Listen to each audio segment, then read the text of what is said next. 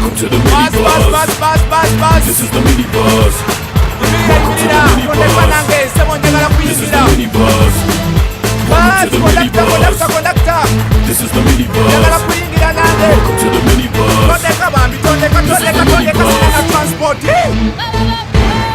Over 700 girls have dropped out of school due to unwanted pregnancies and early marriages. And at a very tender age where their hips, their ovaries and fallopian tubes are not mature enough to actually bear children, these girls are being given away for marriage. And today, Minibus will seek to understand the reasons for the increasing cases of early marriages in the Teso region. This is Minibus. Chogereko. Yeah, it's an open mic, passengers chosen right, where we can bring what we know to life. No topic off limits, no gimmick specific, giving a voice to the people for a minute.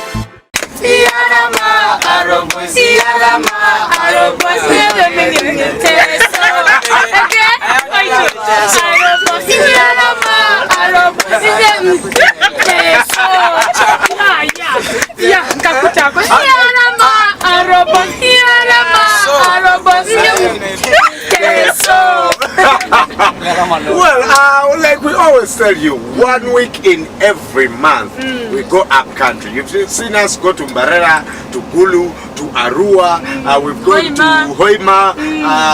So now this week we are in Soroti, and basically the capital of the Teso sub-region. We've come here and you've seen the people talk about cattle rustling. Yes, the value of cattle and how they are lovers, that if you fall in love with anyone from Teso, you have hit a jackpot.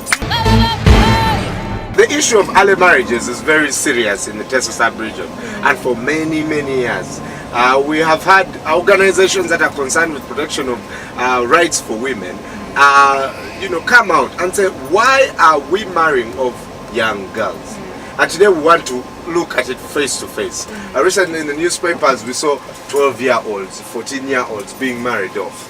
And today we are, since we're in Soroti, say, okay, let's talk about this issue. What are the factors that are causing this? In this day and age, why should a young girl get married? If you're at home and you want to participate, contact us during the show. Facebook, Twitter, and also the SMS line 6565. I'll start asking the question, who knows here a young girl who was married, you witnessed the girl being taken, or you know some old man who is married to a very young, well, you were once married and you ran away.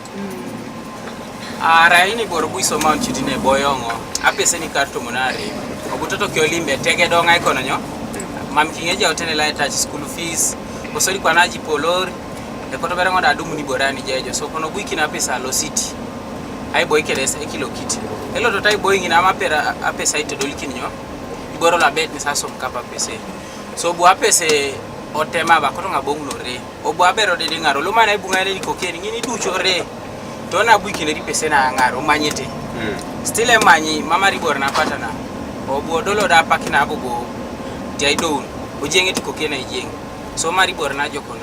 Yeah, personally I'm not somebody from Soroti, I'm not also in Teso, but I've witnessed this thing from this end. Yes. There's a young girl, just our neighbor there. Just so recent, that girl got pregnant. She was in P6. The parents were like, now, let's remove the pregnancy. It was young. We take you back to school. The girl was like, no. They told her, okay, fine, you go, you stay with your boy. As you're staying with him, you will be schooling as you're there. The girl was like, no, they will snatch off this boy from me. I can't do all this. At the same time, this boy is just working in a salon, shaving. He was there, and for someone, he was sent away from work. It is the mother to this girl providing food every day. There is one thing, there are three things that I want to mention. Yes. That cut across the issue of dropouts in girls. One, the attitude we have towards educating a girl is very low. So that people think that girls are weak in academics. So for them, they want to educate a girl maybe to a small level where she can acquire just English for the for communication. Take care of and that is all. And then when you look at our cultural settings, our cultural settings have gone low. For sometimes in this culture here, people believe that a girl must do everything domestically. The cooking and so on, that is the work of the girl. And so educating a girl up to the university is not there in some homes. Yes. Well, naitwa Ganim Suleiman. Yes. Me, I am a Muslim. Yes. Very strong Muslim, Teso here. And I'm a strong politician. And I'm the FDC. When I'm talking about this, let me talk about Muslims who are in Soroti district. Yes. Most of them have now feared because I come up and I've arrested about 3 of wedding, which has been what? Within Soroti here. Like child marriages. Yeah. How marriage. old were the girls? About 12 years to 13 years. So they marriage, and when you go, they look for you and they want to beat you up. But they have been doing this. I know that I was fighting for young girls who are there. You get a man from Kampala, you get a man from where they are engaging on the Kampala women, Kampala men. Those are Bagandas and what. And those ones who are coming from Kenya. They come and marry here. So when we arrest them, we take them, it goes to court, it gets finished from there and there. I don't know why. And what I've got an experience now people from Kenya are coming to get organized from here, reaching, they carry women and the young those girls, they take them in Kenya and get married from there. Yeah. So this is what is happening in the ground here.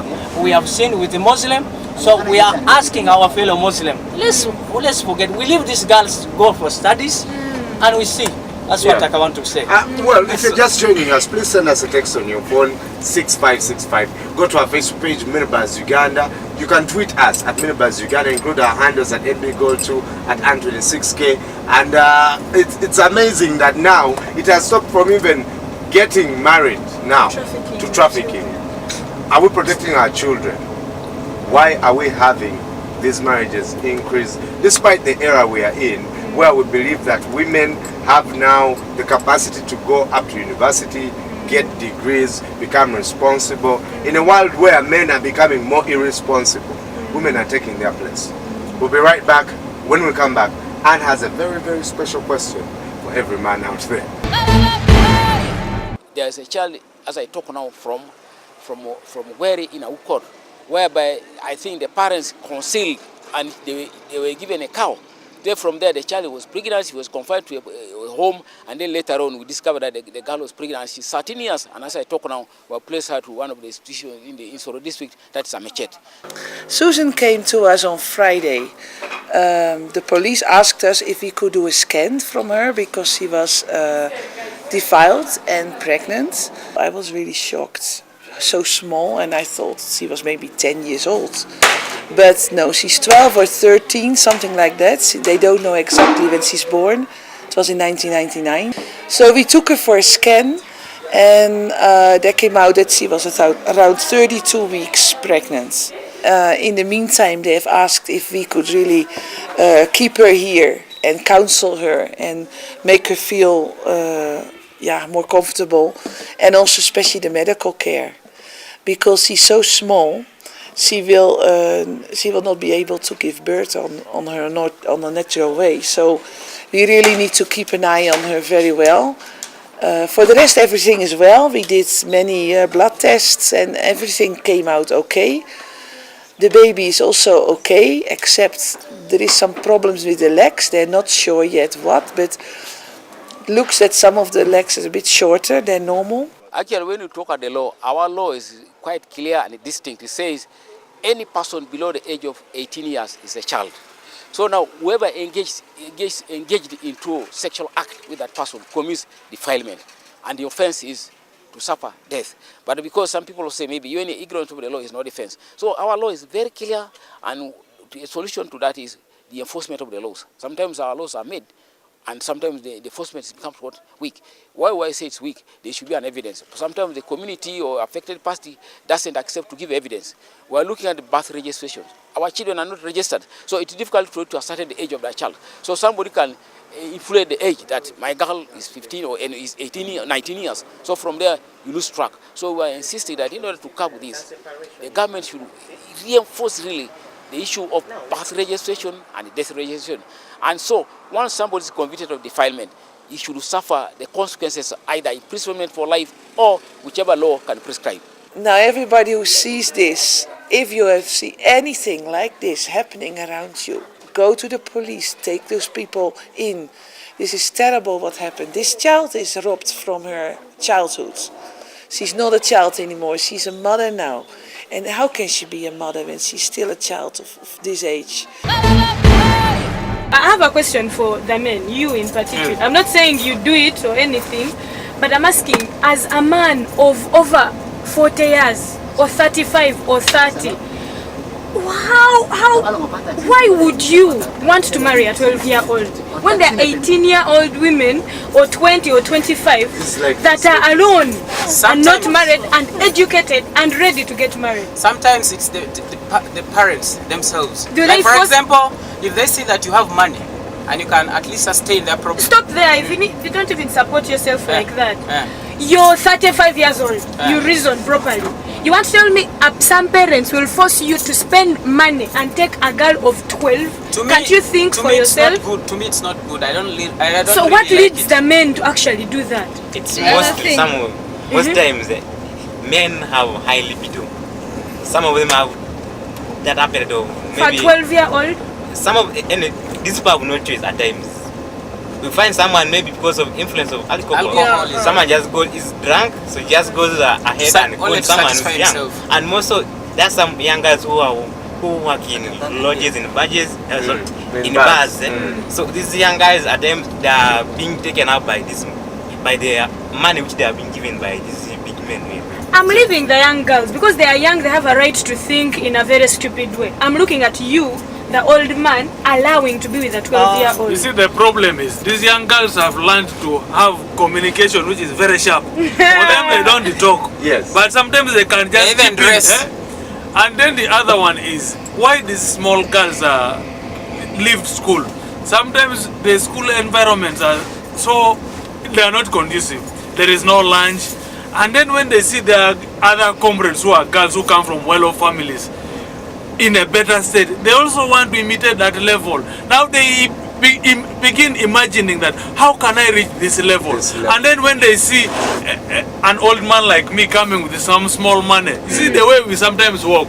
When we see a small girl, we pull a note of 20,000 and push it back. And she gets excited. Then just go to that girl and what is your problem? And the girl easily gives in, because if she recalls back at home that daddy is income per day is maybe 500 shillings or 1,000. I've seen 20,000. Let me jump into this man. And purely it comes to how our environment is and the way we try to bring these girls up is not good. It's understandable for the young girl to see 20,000 and be excited. But you, the man who has pulled that money out to show the girl. Those are the thoughts I want. I was going to ask, me, you're drunk. You're drunk. You're drunk. You're a father. In the night. To me, I would think like... Wait. First of all, you've used the girl. Yeah? But the day after, you pursue that relationship when you're sober. To even marriage. And we've got information that now marriages are in the bush. Yeah, for sure. So, actually, men are ashamed that they're getting married to young girls. But they still pursue those relationships. What is pushing them? What is pushing you to really marry a 12-year-old when they are single 25-year-old women who are desperate to be wives? This gentleman has been talking, says about 20,000 shillings. You know, when someone talks like that, which seems he has been the one who's doing such things, engaging that money and pull it out, that is the image of somebody who does it to public. Which is wrong. I don't support such things.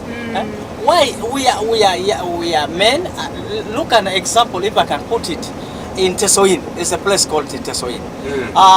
When a father and a mother wanted to marry one of the girl, so I think the young girl, what he did wonderful job, which I supported the young girl. He ran to the police and give the information to police that the father is organizing and mother is organizing what? A marriage for you. So that day, I think the kamunye, which had to be full of sugar, charcoal, everything. everything, even pilau, everything was full in that. Oh, reaching in the Teso in like this. Kumbe the girl had informed what? Police. Now there's a confusion between the father and the mother. Both of them want a share. So I think they were forcing a girl not to move out. I think the man is coming. So the representative of the man was in Lira and the representative at here there. So I think the problem now started from there.